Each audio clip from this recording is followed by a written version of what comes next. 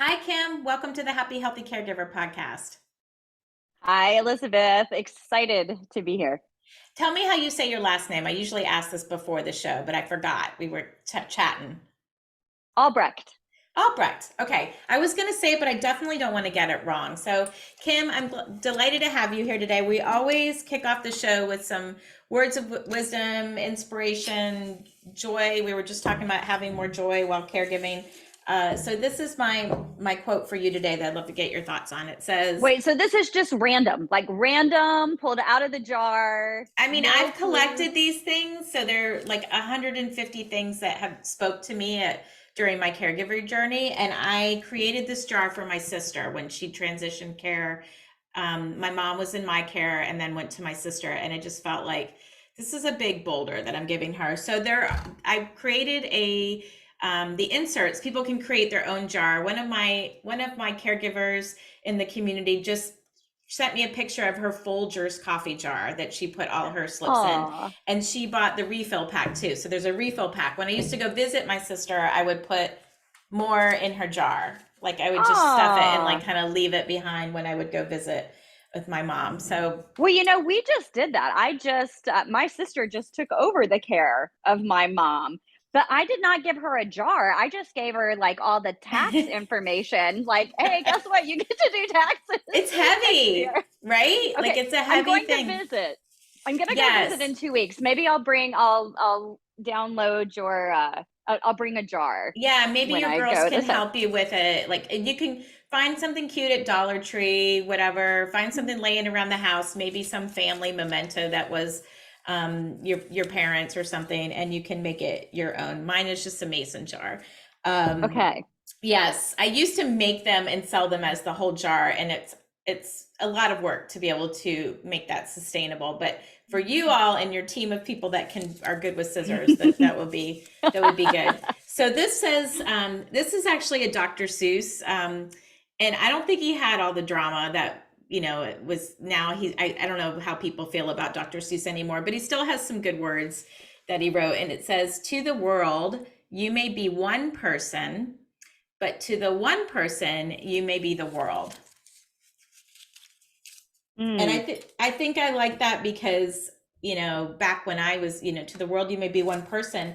Like we do feel like we're just like one little dot in this whole globe of things. But in your world as a caregiver, you are the shit, frankly, for this person. Like you are the person that's kind of holding it all together. Mm-hmm. That makes me think a lot of disability advocacy when parents first get the diagnosis or that first decade of life. And there's this sense or feeling that we have to do it all.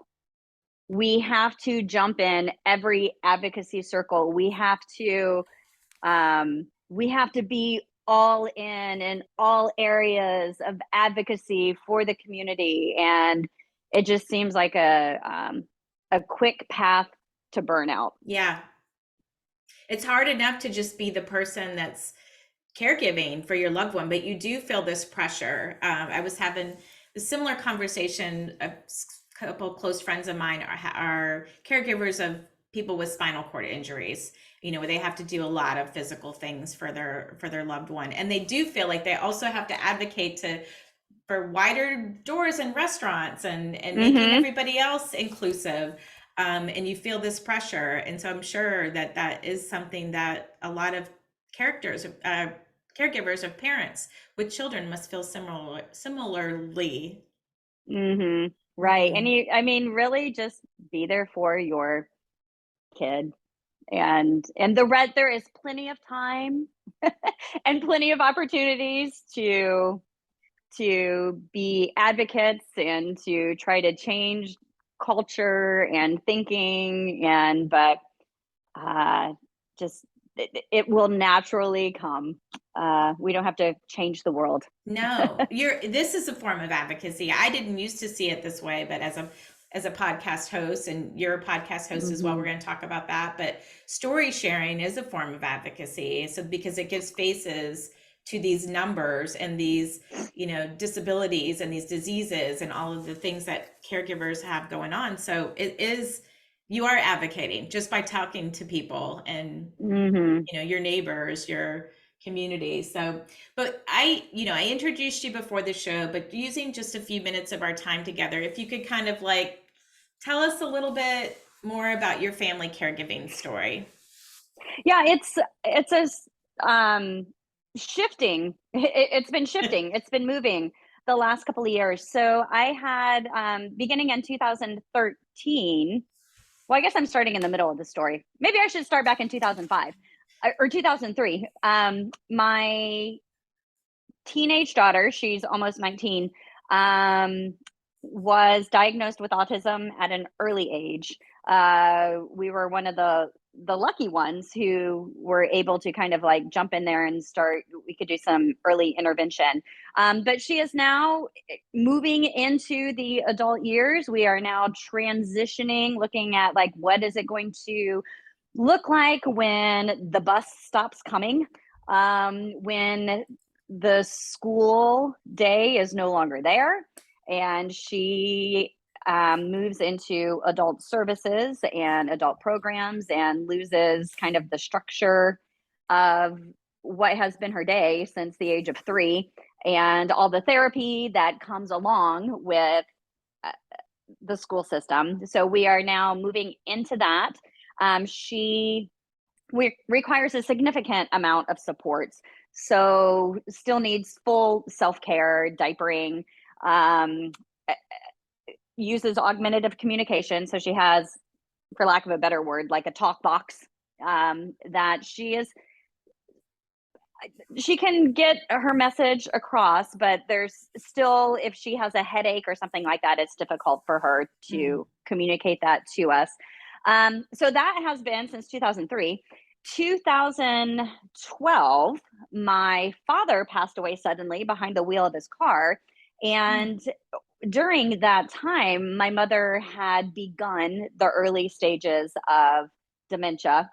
And we had always assumed that dad would outlive mom and that dad would be able to provide the care and support that she needed. So when he passed away suddenly in 2012, my sister and I were like, oh gosh, okay, what about mom?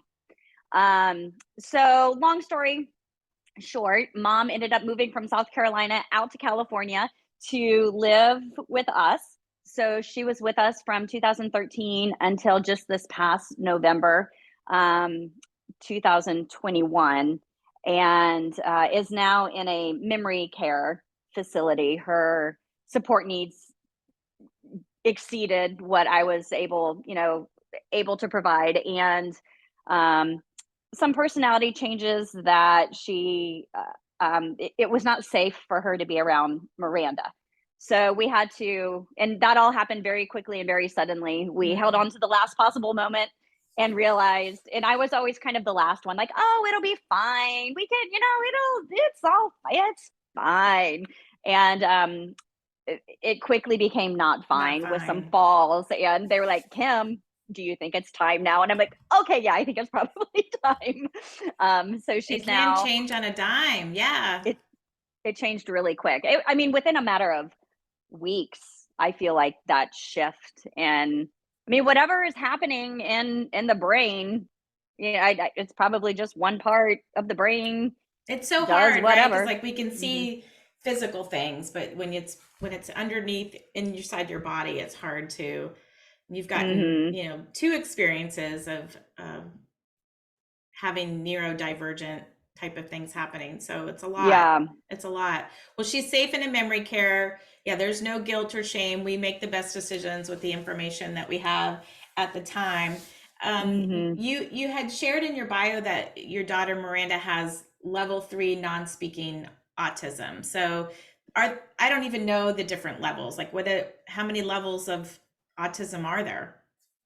Well, 3, and I hesitate to even try to speak on this because the autistic community is sees issue with labeling. Mm, So, I hesitate to even speak on it, but what I can tell you is level 3 autism, the understanding of what that means is it's just a very high support need. right. Yeah, she will always require 24/7 care. She cannot be left alone. She's always had a one-on-one or a two-on-one aide in the school system. She goes to a specialty school. The district was not able to accommodate her, so they transport her 40 minutes away to, so it's a very high. Yes. If you hear level 3, it means significant Good to support know. needs. Hmm. Good to know. Good to know. Are there any other things like that where I feel like, I just learned the term even neurodivergent recently. I have an older brother who has, developmental and intellectual disabilities. And, he's never been formally tested, but neurodivergent even became a new word for me. But are Hmm. there certain terms we should say or not say anymore? Again, I hesitate to answer because I am not disabled. So we want to hear what They they want. want to be called.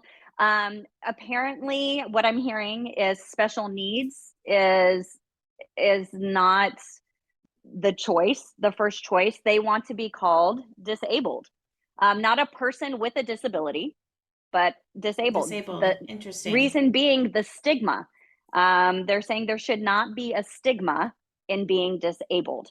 And there is a pride in disability culture right now, which is fantastic. They're proud of their disability and they're proud to be disabled. So it's kind of the opposite of what so many educators and therapists were taught in school. It was a person with it's person first language, right? Person with a Yes. disability, person with special needs. And right now, the disabled community are saying Interesting. disabled. We're We are disabled. disabled. Hmm. Wow. That's good to it's Yeah. good to know. And you've definitely with Miranda being almost 19, like you've earned your master's in caregiving for sure with all the terminology and all the information. And then again with your mom, and it's like, oh my goodness, now I've got to learn all these other things. If you met someone, Kim, that was, To be careful to not stay there for long. And I yeah, feel we don't like want to my rent it out. No. Yeah. right. Yeah. And my boss did a good job of like, it's time to get out of that. Like go there every now and then, but that's not where you need to live in this mind space of this is such a horrible thing and your daughter is such a burden to your life. And yeah, everything's going to change, but that doesn't necessarily have to be a bad thing. So I had that. And then another example, it was around the same time. My husband said, I remember I was crying and I was sad, and he very lovingly embraced me and said, if we're feeling sad right now, it's more for ourselves than it is for Miranda. He said, we are going to make sure Miranda has a good life. We are going to make sure she feels loved. We are going to make sure she's safe. So the sadness that we're feeling right now is not for her, it's for us, Mm. which is okay. But again, it was like, how long am I going to allow myself to stay in that place? Visit it, but don't live there, kind of thing. So I think that was, and the other important thing too that somebody said to me, I was getting like with social media and like what I was consuming, the information that I was bringing in was a lot of like, again, going back to like the advocacy stuff, a lot of doom and gloom, how horrible it is, and like abuse and Mm. you know, like all the horrible statistics and how horrible life is going to be for my daughter when she's an adult. The bus is going to stop coming. There's not going to be any services there. It's going to be awful. And I'm still, those messages are loud and clear right now as she's entering that stage. Like that's the message out there. And a friend of mine, and so I started moving into that space, and a good friend of mine who knows me well, she's like, you need to unsubscribe to those groups. You need to stop following. She's like, you need to know what's going on, but it's kind of like doom scrolling on, you know, like news doom scrolling. It's like, you Yes. need to be aware of what's going on, but like once a week, once a month is probably good enough. And I was just being fed with, so anyway, those three I think things those right are there. great things because you can feel like you've gotten, especially when it's your child and you're the remainder of your life likely, she will be with you. Whereas a lot of times people will say a season of caregiving potentially for like an older adult, like it's a season that we're likely going as their adult child going to outlive our parents, hopefully. But it is a very different, and there's definitely grief involved for sure, like in the early stages of that. But good for these trusted people. I'm sure were hard messages to hear at the time, Mm-hmm. but it could be a message that somebody needs to hear that's listening to this. And I do think there's different stages of caregiving, and we learned that as a certified caregiving consultant. The training that I took, it's like you go from this entrenched to overwhelmed caregiver, and at some point, and I remember it for me very vividly, where like I was writing blog posts and I was like, and I'm normally an optimistic, happy person, and it was not my norm, to be this kind of grumpy person, that flied off the handles. But I remember those early posts of writing and thought, this is not who I am. Like, I got to figure this out. And I can hear that too in your podcasts and your episodes and the people that you bring on. It's a message of hope and like, Yeah. how you live with this Yeah. And not and taking away thrive. that it's Yeah. hard. Like still like it's hard. It is really, really hard. But we can do hard things. And it requires, I always call it like extreme parenting. Because I also have, Miranda has a sister who is Yes. like, and I'm like, it is so easy raising, like the difference between like Yes. parenting the two. I'm like, it is night and day difference. So it is really, really hard. And, in all of that, here's kind of a good tip.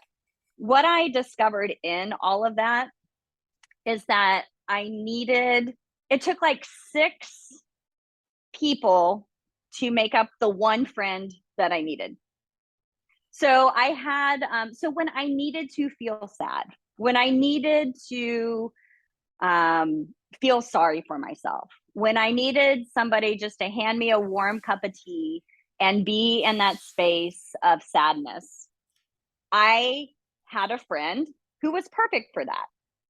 When I needed to be pulled out of it, when I needed somebody to tell me, stop with the doom scrolling, I had a friend that was perfect for that. Now, each of those friends could not do what the other one did. So I found that extreme parenting, raising a complex kid, requires a complex network of friends to make one good friend. Like I couldn't rely on one person to be my support through Yeah. that. And then just knowing who to go to based on where I was. And I'm sure there's some friends where you just want to be Kim. You just want to be the, Kim, the girlfriend. You don't want to be the mom and talk about, Yes. all those flavors of your life. It's like, I just want to escape that and just be, fun Kim for a Yes. while. Yeah. And you know who that friend is, right? You know who that Yes. friend is. Yeah. Yes, yes, it's good. That's a good point. You mentioned your other daughter. I know you have Miranda. I'm not sure your other daughter's name, but what are the family dynamics like with your teenage daughter? I'm sure she's learned a lot of compassion skills and stuff, but like how do you juggle that when somebody does have such a focused need from you of the percentage of time, and then the other one, as you said, being easier in many ways? Yeah, it's, it's been fine. I don't know. I enjoy her so much. I enjoy being with her. When we have respite, she's kind of the first choice of who my husband and I want to hang out with. Um, she's always, and for privacy reasons, we try not to talk about, she's 16, so I don't want to talk about her without. Yeah, we don't want to her damage permit. Yeah. her. Yes, she's at an interesting age, those ages, but I'm sure she's matured more so than many 16-year-olds. She's amazing. Yeah. She's such a cool kid, like such a cool kid. And I'm already, when she goes off to college, I'm going to need that one friend who has the warm cup of tea to sit and cry with me. I can't even, I can't even allow myself to go there yet. You'll cry and then you'll feel proud that you've raised them well and that they can fly on their own. And, and we're empty nesters again. So we have one fully out of college and one still you've got your Georgia shirt on, and we dropped him off this weekend. So yes, one at UGA, but it's hard. And yet I think the world prepares you in some way too. Like at some point they just kind of get annoying at home when they start coming back from school and you're like, okay, must go again. You must go. You had a great tip when I put some feelers out there before we have our chat, and you talked about headphones, actually noise canceling headphones, and that being a caregiving tip. And I just wondered if you would expand on that. Listeners, if you don't take anything else from this episode, this is your takeaway right here. Noise canceling headphones, not for the person you're caring for, but for your sweet ears. I wear my noise canceling headphones almost every single day. And I think there's something biologically inside of a mom that when we hear, so Miranda can be loud, like loud, happy, loud, not happy. She's a very loud, and put those noise canceling headphones on, and I can feel my body settling. And sometimes she does like this moan thing. She's fine, but it sounds like she's not. When I put those on, I can't hear it. So like the mama part of me that feels like it needs to tend to whatever's causing this noise canceling headphones. So you can see her, or that she's safe. You just don't have to hear the all the detail. Yeah. When I homeschooled her, so I homeschooled her for 2 years, long story with that. Homeschooled her for 2 years. I would wear the noise canceling headphones as I was doing lessons for her. I wore them all day long when I was with her. And I would panic if I couldn't find them, because it made that much of a difference in how calm my body, like I can feel a physical change in my body. Oh wow. When I I'll have to add those. I just created a Happy Healthy Caregiver Amazon store. So a gift for caregiver idea would be some noise. Yes. They're not cheap, but the good ones are not cheap. Mine are. I got the Home Depot, like the big yellow hard construction site. Home Depot. So it's not necessarily playing any music or anything. It's just peace and calm. Quiet. Just quiet. Okay. Home Depot. Perfect. That's perfect. Well, I love that. Tell us about your, I don't even remember how I landed on your podcast. I was probably searching for tips because I feel like since my parents have passed and my brother is more of our responsibility as siblings, he's not been neglected. He's fine. He's safe. He's happy. But I do feel this pressure of like, oh my gosh, we could be doing more for him. And maybe that was where I landed on you. But LOMAH, and I didn't know what it stood for until I went and looked up. It's Land of Milk and Honey. But how did you end up on that name, LOMAH, for your podcast? Well, Land of Milk and Honey, it's a Old Testament, wink, wink, Land of Milk and Honey is the promised land. So it's the place that God promises to deliver his people after wandering in the desert for 40 years and surviving on the manna and just longing for a place of abundance and provisions. So LOMAH is the land of milk and honey. Land of Milk and Honey. And at the end of every episode, I say, thanks for journeying with me. You make it way more fun because I feel like we're all kind of like journeying towards this promised land, this place, it feels a little bit like a desert season a lot of times, and a lot of times for 40 years. But I believe that there is a place of abundance and provision and peace that's waiting for us if we just keep eating our manna and moving showing along. up. Yeah, keep showing up. What are some of the things that you talk about on your show? We do deep dives into a variety of topics. We talk about whatever I need to learn. So, speaking of abundance and provisions and what we were saying earlier about doom and gloom, and when the bus stop's coming, everything's going to be horrible. I don't believe that's true. I believe that Miranda can have a life of purpose and dignity and fun and live like a 20-year-old young adult. But there are not a whole lot of roadmaps out there to follow to make that happen, because most of the messaging is it's horrible after the school system. So I have all these questions. Okay, how are we going to make this happen? How do we do this? So what the show is, we deep dive into a topic for, I don't know, like 12-ish episodes. And we're known for having just the absolute best guests in the field. And I ask them questions. So topics that we have done series on include things like housing. What are the different housing options out there? We've done a safety series. Okay, how do we keep our non-speaking children safe? We did a financial planning series. So it's really whatever I have questions about at the time. Our next series is going to be employment because, like I said, Miranda is now, she's almost 19. We're moving into the transition years. Okay, what kind of volunteer or job opportunities are out there? Because right now I'm like, none. I can't imagine what she could do, but that's not true. So I'm going to find people that can teach me how to support her in finding employment or volunteer work as a young adult. So that it's just whatever I'm trying to figure out at the time. And we bring in our most popular one was a literacy series that we did. How with the assumption that everyone can learn how to read and write.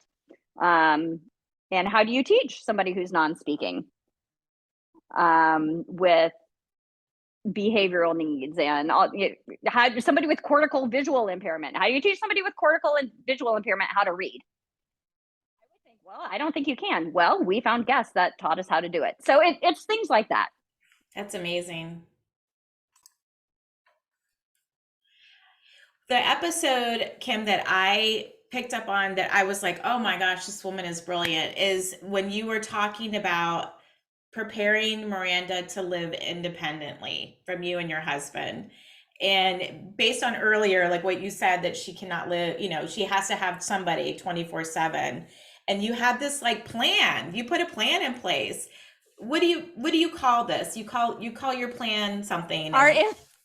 We call it our empty nest. The 5-year empty nest plan, because my husband and I are like, I just got done saying how I'm gonna like be wrecked when her sister moves out, but really honestly, Tom and I can't wait to be empty nesters. So listen, we call this two things can be true at the same time. You can miss them and you can really enjoy this season that you've earned in your life where like, okay, yeah. Yeah, because the narrative out there is, oh, you will be caregiving for your daughter for the rest of her life, and anyway, we just do not, number one, we don't think that that's a good idea. We don't think that will be in her best interest for a variety of reasons. And number two, we don't want to. We don't want to. So we call this our 5-year. Although now we're like coming up on 3 years. We're about 3 years out. So we made you do this checkpoint episodes. You have your plan, and then every year you check in on it if people want to go back and catch up. We're on track. We're right on track. So we're 3 years out from being empty nesters. And again, it's something that we, based on what we learned from our guests, and we just came up with this plan. Okay, how are we going to make this work? And it is work. It's not going to be easy. I don't know if it's going to work or not, but right now it seems to be moving. It seems to be moving along. So. And the plan is like, just to kind of give people some of the high bullets, is like, she'll live nearby, right? Mm-hmm, and you'll have a care schedule.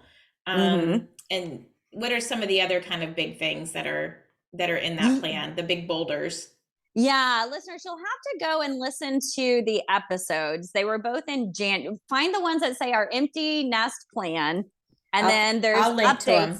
Yeah, in January. We usually update in January because it's like a long hour-long episode where we talk about it in depth. But the gist of it is we purchased an apartment building, and we hope to fill it with her friends of her choice, with and without disabilities. We will not be in charge of taking care of them. They're going to take care of themselves. But the thinking is to create a community for her. And we are going to try, I don't think we're going to do a shift work model.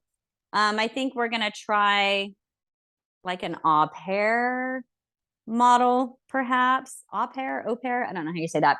Or using students at the nearby university. There's a university nearby, and have people sign on for like 9-month or 1 year shifts, and have like maybe 2 or 3 people that are part of her caregiving team. That live there. Yeah. Well, don't live with Miranda. No. But live on the apartment.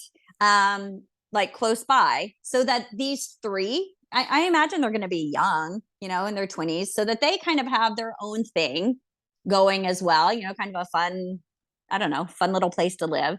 And then utilize technology to do, so that Miranda doesn't always have to have somebody in there with her. We were joking calling it like a surveillance room, but, somebody and maybe typing in verbal prompts and things like that. Anyway, it's a long thing. And right now we're doing the transition plan, and we just did the person-centered plan with all of her same age peers, her cousins. And then what is that? I saw the Instagram post on it, the person-centered planning party. Yes, very cool. But what is that for people who don't know what that is? A person-centered plan is where, instead of looking at what is available and plugging the person into the available options, you look at the person and think through what kind of life do they want to have. And then you figure out how to bring in the supports to make that life happen. So the person-centered plan is, what would an ideal life look like for this person? Which the typical way to go, I think what most people do is their child ages out of the school system, and then you look to see what's available. What day programs are there? And then you put them in a day program, whatever is available. The person-centered plan is like, what does this person want their life to look like? And you bring in people that care for, that know, that love this individual, and we all help create it together. So it started with Miranda typing in and answering some questions, which took months for her to answer. Yeah, through her, what'd you call it, talk box. Yeah, Yeah. So that, I mean, even making sure that it was her voice and not our voice for her took a lot of effort, and which we learned how to do because of the literacy series. Like that was step one, right? Like anyway. Yeah. So the podcast is everything like I'm trying to figure out at the time. It's so amazing. Go check out that Loma podcast is basically what it is. But I love that, the way that you describe the person-centered plan. I'm thinking like to myself, like, yeah, you wouldn't just go buy a house, like any house that was available. You would want the requirements. I want a screened-in porch. I want to be, in a neighborhood with a swim and tennis. Like you put your requirements together, and then you go try to find the perfect situation for that. And you had another tip that you had shared. You said that you don't commit to all of the hard things. Maybe talk about that a little bit, that there's too many to get to. Yeah, I don't. And I think that took me a while. How do you I think choose which ones to do? Gosh, that's a good question. How do I choose which ones? I think I go with whatever I'm trying to figure out in the moment is what I go with. Will this have a direct impact in what we need to have happen right now? Because we have the 5-year vision, because we have a vision, and because we've broken that down in incremental steps, there is clarity in what we should be doing in this moment right now. And if it doesn't move us along in this moment, it can wait, or it can just not be. And then I just say no to everything. Yeah. I'm one of those people. Yeah, I'm so good at saying no. Like if people are like, so I said that Miranda, I homeschooled Miranda for 2 years, which was super intense. And I had to homeschool her because she was so dysregulated, very aggressive, self-injurious behavior. Like it wasn't just like it was homeschooling her because we couldn't find a school placement for her. The school couldn't accommodate her. She was hurting herself. She was hurting people around her. Like it was like 2 years of just intensity. And I think that like really helped me like zero in. And now we are in a season where like I said, mom is in a memory care facility. So she's not here with me. Miranda is at school all day. And, people are like, oh, well, what are you going to do? And I'm like, nothing. I'm going to take a nap. I'm gonna bird watch, and I'm gonna go to the library. Like I don't have to do stuff. Yeah, like it's not the season for that. So yeah, if it's not directly moving forward where we need to be in this moment, no, I'm gonna go read a book. I love that. I love that. I shared one of my things. My filter is like, if it's not a hell yeah, it's a no. Like if it's not a heck yeah or hell yeah, like no. So yeah, you could, and I think people like, caregivers in particular, like they're so good at like mastering many things and juggling. It doesn't mean you have to keep juggling them. It doesn't mean you have to be the person to do them all. And I know that you have a good team in place that you have built. I want to kind of transition to self-care too, Kim, so we can hit on that. And, would you say you do have a care team of people around Miranda, that it's not all on you? Well, right now she's in school. So she's gone from 7:45 to 3:30. So I don't feel like I need that right now. Because she's gone all day. I literally have all day to chill out and do whatever I want to do. And I am fine with that because I had several years where that was not the case. So at this point, I would say not really. But so if we want to look back to when things were super hard, I did back then, we hired in some people. But I don't know. Or like other family members. Family's gone. Family's East Coast. No. Okay. Yeah. I mean, so no, not really. How Not does really. your as I know you do your 6 hour outdoor dates with your husband on Saturdays, right? Saturday. Yeah. How long have y'all been doing that? Well, a lot of that started during that intense period during those 2 years. I was not doing well during that time, because it was so intense, and I had to be so intentional and mindful of how to keep myself mentally, emotionally, spiritually, and physically healthy. Um, and it became a necessity to exercise, to wake up. And I mean, I pray in the morning. It could be meditation. It could be watching the sunrise. I would get a cup of tea and drink it from the fine china. Like I really had to take care of myself during that intense time. And so those respite days were born out of that. It was nonstop Monday through Friday. And by the time Saturday rolled around, it was like, I have to get out of here. I have to get out of here. And I want to do it with Tom, who I can be whoever I am Right. On in that day. moment. So that's where it started. And we liked it so much, we still do it. Who watches Miranda, or who's in charge? It's respite. We get respite from the Okay. county. I So it's gotcha. rotating respite, and sometimes they're great and sometimes they're not. Uh, but I think that's also part of preparing for adulthood, is learning to adjust to different care providers and how to communicate to the care providers how to best care for Miranda. There's been a nice little learning curve in all of that as well. That's a good way That to I put it. Yeah, and I think it's going to matter. It's going to, we have to learn those things. And Miranda has to learn how to let other people take care of her as well. Yeah, it's a So, good trial run without it being like an emergency situation. You have mhm. create other plans for when you talked about like how you infuse self-care when you knew you were burned out. Yeah. Like how did you force yourself or get transitioned to that state? Like what did you say to yourself? Did you schedule it? Like how did it really happen?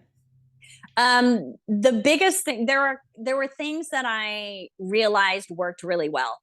And so then I made sure those things happened. The biggest thing for me that had, I would say the biggest impact was physical exercise. I had to, because when you're under that kind of stress, and even, I mean, without sounding dramatic, that kind of trauma, when you're caring for somebody who's aggressive and self-injurious, um, like your body, there's stuff happening in your body, like stuff's being released, and there's like whatever hormones, whatever the things are, they're like it's happening in your body. And I quickly realized that the fastest way for me to stabilize myself and get back to baseline was I had to exercise it off. I had to sweat. I had to exercise hard.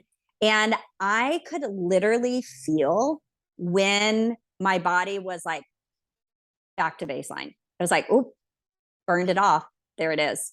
I can relate to that because I would notice a difference in myself in that peak caregiving years where if I didn't work out like every 2 days, I was turning into this green Mhm. monster type of person. And it's kind of counterintuitive to think like, oh, I'm low on energy, I'm tired, to go and like push yourself to do something like that. But it does energize you, and like you said, kind Mhm. of get you back to that baseline. Mhm. Yeah, there's a physio. I mean, somebody listening probably knows the answer. Yeah, They're it's like, the "Oh, well, that's." cortisol or whatever. Yeah. Yeah, I don't Yeah, know. there's a physiological thing that happens to us when we're under stress, and there's a physiological thing that happens to us when we exercise, and somehow the exercise washes out I had to I absolutely had to exercise during that time. And then the other thing that I had to do was take off on Saturdays. I had to step away. I had to get away. I turned my phone off on Saturdays. Like the respite provider could not even text or call me if they needed to. It was like I was off. I had to do that. Because then it would be like it'd be Wednesday and I'd be like, okay, just 2 more days, just one more day. There was something about that countdown of knowing my relief was on the horizon. So that had to be scheduled into my routine for mental, so we talked about physical, physically being prepared. Mentally, I had to know that was on the horizon. And then emotionally and spiritually, I got up early and watched the sunrise and I had mentioned how I wore noise canceling headphones all day. I got up early so I could have some quiet in the morning. So I hit all 3 of those areas, physical, mental, and then emotional, spiritual are kind of, it's like, that was my triangle. And I had to make sure I was hitting all 3 of those areas within a week. Yes, I hope that resonates with people. Well, on that topic of self-care, it's time for the lightning round. So I bookmarked some pages for you. So whatever you've got here. Okay, what is your one of your favorite healthy homemade dishes that brings you comfort?